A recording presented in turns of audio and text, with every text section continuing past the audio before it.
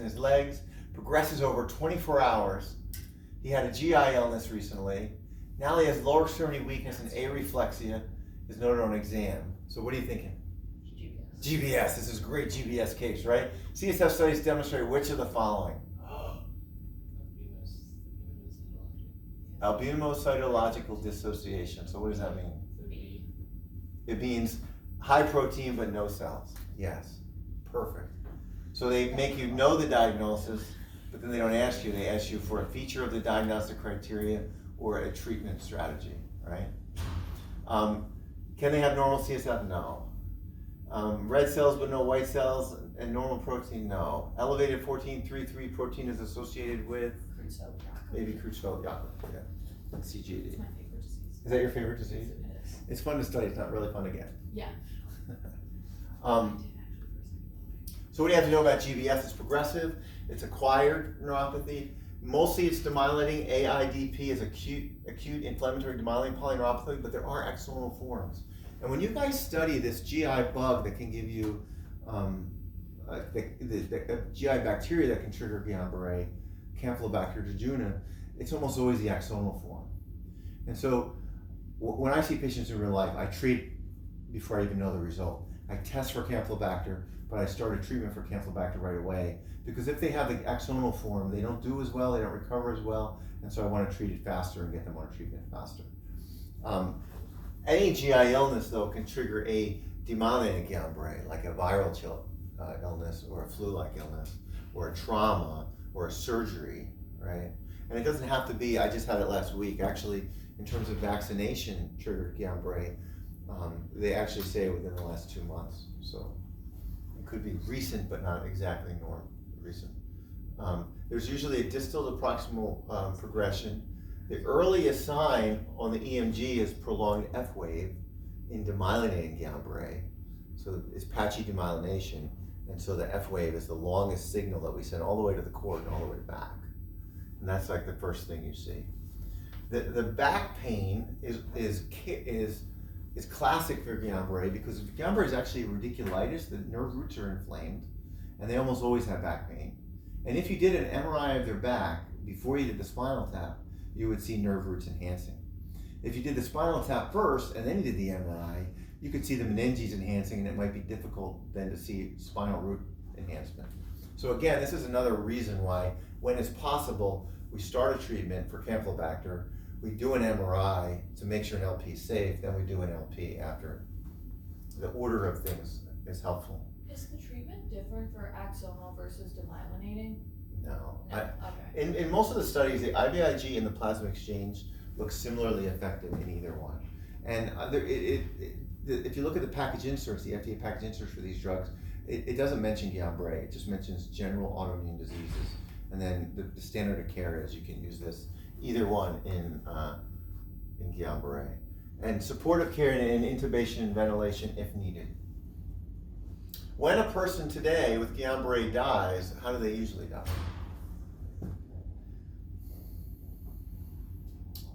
They used to die of respiratory failure before we could intubate. Now we can intubate and ventilate.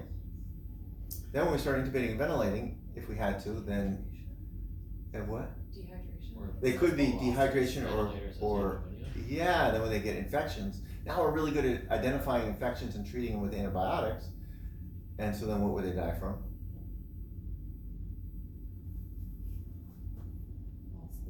PEs and DVTs, right? Because they were laying in bed for a long time. But then we got really good at using PEs and DVTs. We give them sub-Q either heparin or a fragment.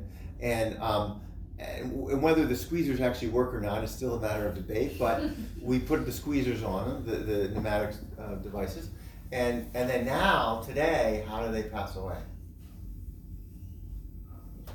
They don't. No, we don't ever want them to. But it's usually autonomic instability. So they can suddenly get a heart rate of 200. They can suddenly get a blood pressure of 50/30, right? And young patients do the best with autonomic instability. If I had a 10-year-old with Guillain-Barré or a 20-year-old, I probably wouldn't even try and manage their blood pressure. I'd keep them laying flat so they perfuse everything. And they can tolerate a pulse of 200 for a little bit. Maybe if you worried, you could gently bring it down. Maybe if their blood pressure is low, you could give them fluid. What happens is a 50-year-old man with a cardiac condition gets this, and when he gets to 180, he's going to have an MI. So you feel obligated to treat it, but you could give him a beta blocker, for instance, and then 2 minutes later his blood pressure could plummet and he'd have hypoperfusion injury. And so in the last 13 years, if I ever saw anyone die in Guillain-Barré, it was autonomic, system affected, and cardiac instability. And they were all men. The women never died. I never had a woman die of Guillain-Barré. Knock on wood. I never had any patient die of Guillain-Barré. I've seen other people have, but I've not had that. 15-year-old male with sudden onset of right arm and leg weakness, aphasia 2 hours after school. He came home from wrestling practice with a headache and neck pain. Comprehensive metabolic panel is negative. Whenever you talk about teenagers, you should do a tox screen because they take weird drugs, even when they promise you they didn't. Even when you take the parents out of the room and ask them, they still take weird drugs. But it was all negative. His MRI showed a left MCA stroke, and he got TPA and recovered most of his strength. What do you think the etiology of his stroke was? Carotid artery. So this wrestling teenager is the classic carotid artery dissection and resulting stroke. Could he have an MS as a 15-year-old? He could, but this is sudden onset, and vascular things are sudden. And the MRI didn't show that. Could he have cocaine use in a sudden stroke? We've seen people, young people, come in with a stroke with stimulant usage. At his age, unlikely to get atrial fibrillation. Certainly could have HIV, but you're still talking about a sudden onset, and it's hard to explain that. But we do have to know about HIV because it's on the test, and it can cause a variety of conditions from the cortex all the way down to the peripheral nerve, neuropathy, myopathy, demyelinating, and dementia issues. This is a classic MRI. They say it's egg-like with one side filled in, and this is a classic of toxoplasmosis. That is what toxoplasmosis looks like.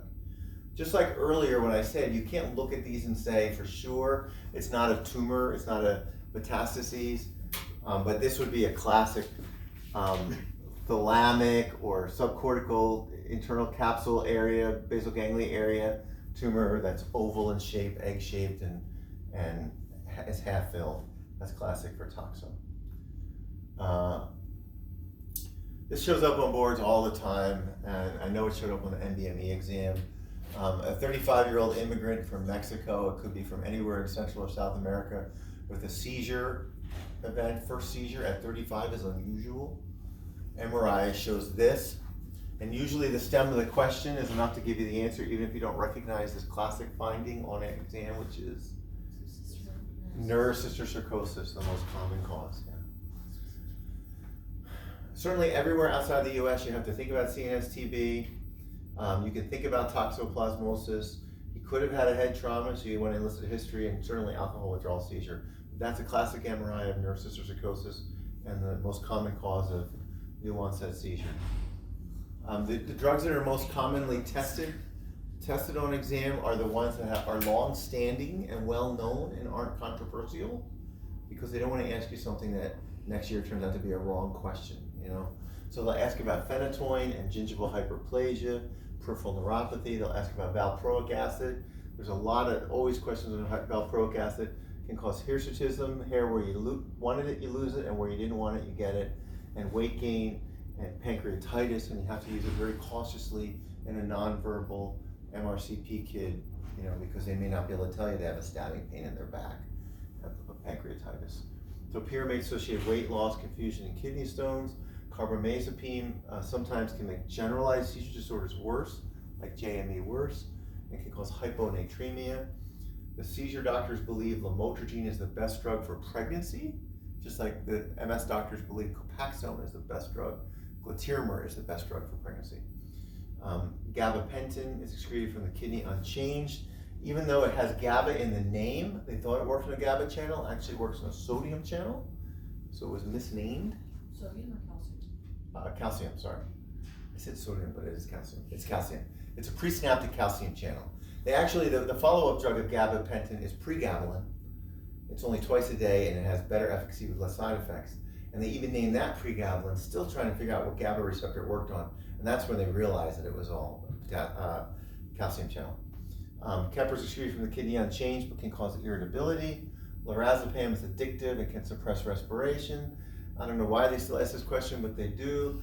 Trazodone is an SSRI that we often use at night to help people sleep, and it can cause priapism. So most SSRIs can cause erectile dysfunction, and that's why patients don't like them. Trazodone and Wellbutrin don't cause erectile dysfunction, but trazodone can cause priapism. Nortriptyline and amitriptyline can be fatal in patients with prolonged QT intervals, so we always check, misspelled interval here, but we check QT intervals, so we always do an EKG before starting them. And the thing you have to know about triptans for migraine, triptans cause vessel constriction in and around the trigemally innervated meningeal region. So they quickly affect migraine, but this blood vessel constriction can increase your risk of heart attack and stroke. So we use them very cautiously in a 70-year-old with migraine. We don't mind using them so much in a 25-year-old with migraine. There's some things you have to know how to compare and contrast. Parkinson's versus essential tremor. Essential tremor is not a bradykinetic disorder. You can move just fine, you just have tremor. It's usually symmetric. Parkinson's is usually asymmetric. One side starts, and they have trouble getting started, and they have the shuffled gait, they have trouble turning over in bed, and they get restless leg early, and essential tremor doesn't get any of that.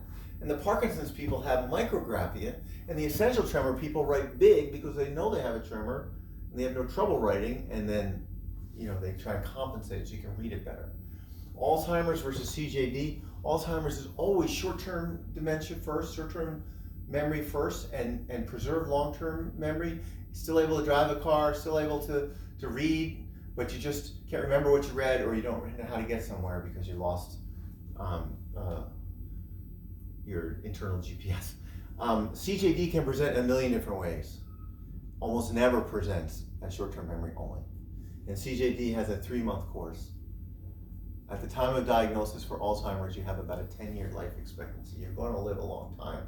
You're probably going to die from a clot in your leg or aspiration pneumonia. CJD, you're going to have uncontrolled electrical events on EEG and die.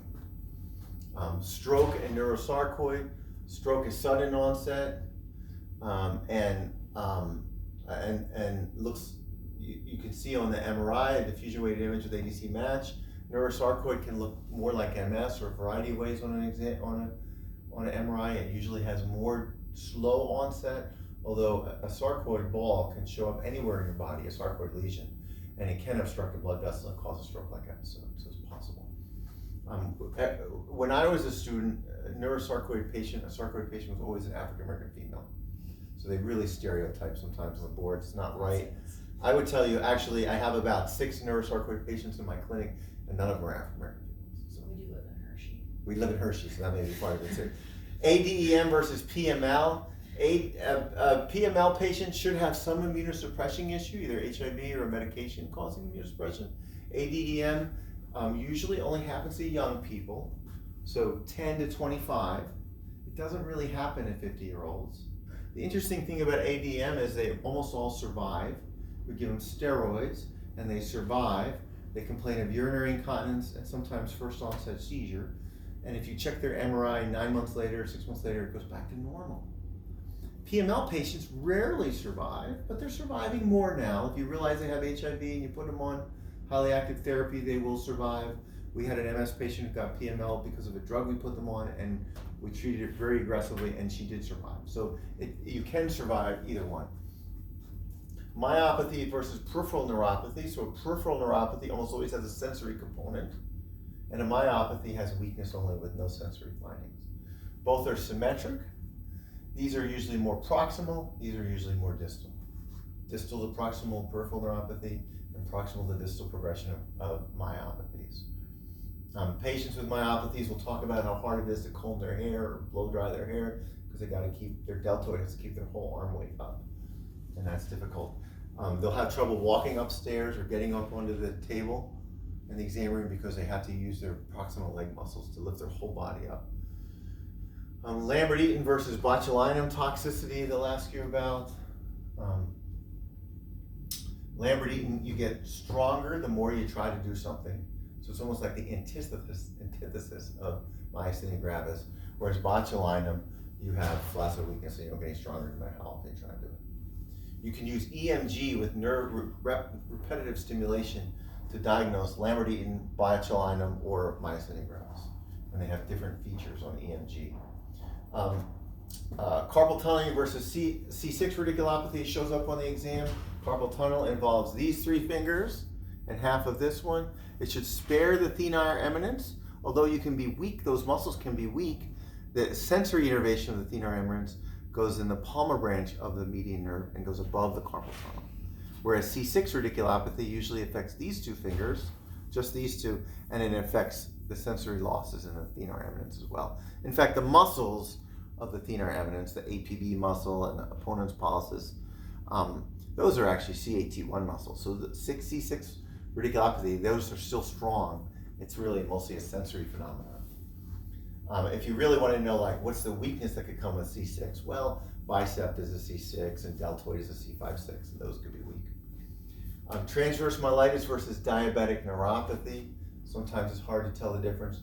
Transverse myelitis implies inflammation of the spinal cord. That could be from a viral illness or a post-viral autoimmune response, or MS patients can get transverse myelitis, or sometimes inflammation of a spinal cord with some, like CNS lymphoma or something, could be considered transverse myelitis, whereas diabetic neuropathy, it's a peripheral nerve. So this should be low reflexes, and this should be brisk reflexes below the level of the transverse myelitis. Migraine versus meningitis versus low CSF headache. In the low CSF headache patients, it's worse when they're standing up. It's better when they sit down. It goes away completely when they lay down. That's low CSF. And that could be from a spinal lumbar puncture, or it could be spontaneous leak. Meningitis, it's more inflammation in the meninges, and putting traction on the meninges makes it worse. So if you bend your neck down, either doing Koenig sign, bring your knee up, or Brzezinski sign, bend your neck down, it'll irritate your meninges. And migraine should be associated with photophobia or phonophobia and nausea or vomiting. It's recurrent and responds to more migraine meds. You guys have to know the different hemorrhages. You should in your head have some idea of a dermatome person. I tell patients that this is one representation. There's a couple on the internet. They're not perfect. Not everyone is exactly like the dermatome man. There can be some variation. Sometimes L4 goes all the way down to the toe. Sometimes L4 stops at the ankle. Sometimes C7 just involves the middle finger. Sometimes it involves the first two fingers. There's some variation. You should have some concept of the brachial plexus. Maybe study it before you go into the test, and you'll study it again before you go into boards, and you'll study it again when you need it. Do you have the PowerPoint that Dr. Diaz did during the ISS session? Because he had these really beautiful tables, yes. and I can't find the PowerPoint anywhere. And I didn't write down the tables because we were going to have access to the PowerPoint, but I can't find it. Yeah, I don't think it was. He doesn't share that with you? He said it was supposed to be on Canvas, but it's not on It's Canvas. not on Canvas. Well, I'll ask Charmaine to send it out to you. I don't know if I have it. I've covered it for the ISS session for him several times, so I might be able to dig it out myself, but I'll ask them to find it for you. Yeah. Trisomy 21, it's kind of pseudo-neurologic. They do get cognitive function loss, and they get Alzheimer's type dementia in their 40s usually, but it shows up on your shelf exam all the time. So you need to know the clinical features of trisomy. The thing I love about neurology is it intertwines so much in all your other areas, that anything you study for our shelf exam will be highly valuable for your boards, for your medicine shelf, for your step 2. So it's never wasted time. You're not doing anything specific. We have neurologic manifestations of almost everything you guys study. Okay? What questions do you have?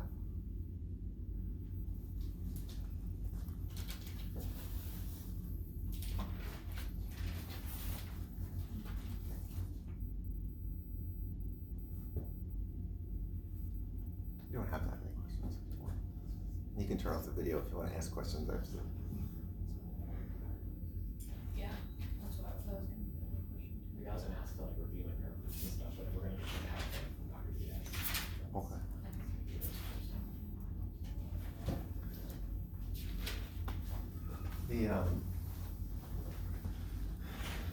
The nerve root conditions are almost always going to have, you can turn off or on, I mean, they come.